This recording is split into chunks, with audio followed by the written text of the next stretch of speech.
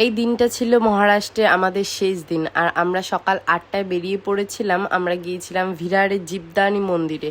এই মন্দিরটাতে দুর্গা মায়েরই একটি রূপ পূজিত হয়। জীবদানি পাহাড়ের ওপরে মন্দিরটা, তাই বলা হয় পাহাড়ের নামেই জীবদানি মন্দির রেখেছিলেন। এই মন্দিরটার অনেক পৌরাণিক কাহিনীও রয়েছে, আর এই মন্দিরটা প্রায় 300 বছরেরও বেশি পুরনো, তাই সবাই অনেক বিশ্বাস আর ভক্তি নিয়ে এই মন্দিরে যায়। এই মন্দিরটা সমুদ্রপৃষ্ঠ থেকে প্রায় 1500 ফুট ওপরে, আর ওপরে ওঠার জন্য 1200 সিঁড়ি রয়েছে। আর রাতে যেহেতু সিএসএমটি থেকে আমাদের ট্রেন ছিল, তাই সিঁড়ি দিয়ে যাওয়ার আর রিস্ক নিইনি। আমরা লিফট করে গিয়েছিলাম। পার হেড রিটার্ন টিকিট ছিল 250 টাকা।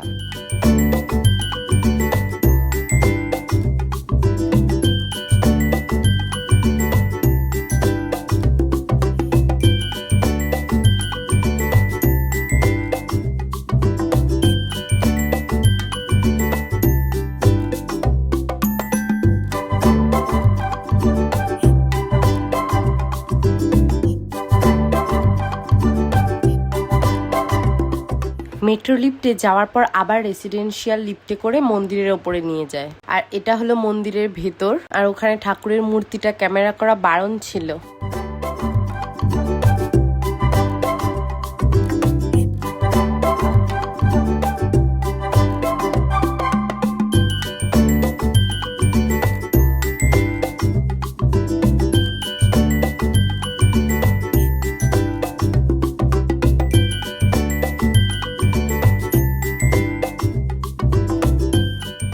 তারপর আমরা পুজো দিয়ে ওপরে চলে গেলাম, আর সেখানেও অনেক মন্দির রয়েছে ভিন্ন ভিন্ন দেবদেবীর। আবার আইসক্রিম বিক্রি হচ্ছিল। ব্যাস, পাহাড়ের নিচে অনেক দোকান রয়েছে কেনাকাটা করার জন্য। আমরা আখের রস খেয়েছিলাম, আর ওখানে না আখের খোসা না ছাড়িয়েই ডিরেক্ট পুরোটা জুস তৈরি করে, কিন্তু টেস্ট কলকাতার থেকেও বেশি ভালো। তারপর পূর্ণাকে একটা পুতুল কিনে দিয়েছিলাম। তারপর আমাদের হোটেলে ফিরে এসেছিলাম, কারণ দুপুরে আবার আমাদের ফিরতে হবে।